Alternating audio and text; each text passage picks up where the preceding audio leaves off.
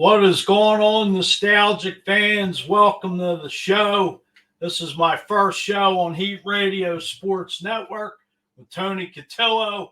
Tonight, my show is the first to kick off the pilot episode of 5 with Fuji. Let me describe the show a little bit to you folks.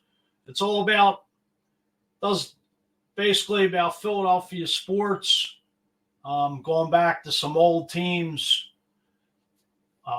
Would anybody ever wants to hear about an old team, let me know. Tonight, I'm touching on the 1986-87 Philadelphia Flyers, a team, one of my top 5 favorite teams that never won the Stanley Cup or won a championship, but they had the heart of a lion.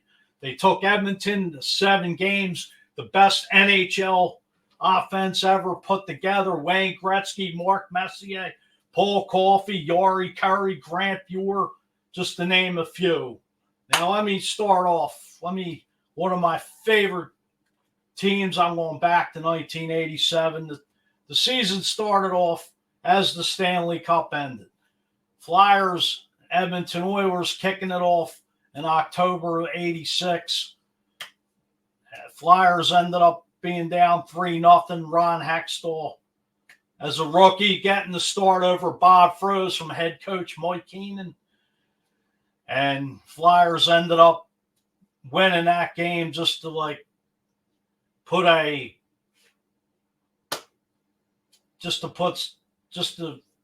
up 1-0, facing off again, like I said, against the Edmonton Oilers. And this team, as I said, a heart of a lion. They had some great players as Flyers team. Timmy Kerr, Brian Propp, Mark Hale, Hall of Famer, Brad McCrimmon, Rick Tocchet, Peter Zezel. These guys, they were just coming off the loss of Pelle Lindbergh the year prior when they lost the Stanley Cup in 84, 85 to the Edmonton Oilers after Pelle Lindbergh died. Bob Froese took over. But Ron Hextall stepped in, won the Conn Smythe Trophy that year, the Vezina. And, the Flyers were, a lot of injuries. Ron Sutter, Brian Propp, just to name a few. And, the Flyers got in the playoffs. They went up against the New York Rangers, ended up winning that series 4-2. They were going up against John Van Beesbrook. Beezer got pulled for Bob Froese, ex-Flyer, shut them down a couple games earlier in the season, but the Flyers ended up taking that series along with, they took on the New York Islanders after that and just took over that series. And then the pinnacle, they went up against the Montreal Canadiens, the defending champions of the 85-86 season. And there was a thing in there where it was a pregame. There was a fight up in Montreal that called the Mew, and the pregame warm-ups came down to shoot on the Flyers net. And here Ed Boxcar Hospital went out there and beat his ass. I mean, it was a big thing. I remember watching Channel 6, and something broke out with all that. And Glenn Chico Resch was out there fighting. There were a couple other guys out there fighting. Rick Tocchet during the pregame. Shane Corson of the Montreal Canadiens. But the Flyers, defeated the defending Stanley Cup champions, Montreal Canadiens, 4-2. And now the showdown with the Edmonton Oilers, the greatest NHL offense ever assembled. The Flyers went down the first 2, won game 3. Edmonton took game 4. Flyers took game 5. And then, game 6, the Flyers, J.J. Daigneault, one of the best moments to me in Spectrum history, probably should have blew the roof off the Spectrum. That's how loud it was. Even louder than when they won the Stanley Cup, people say.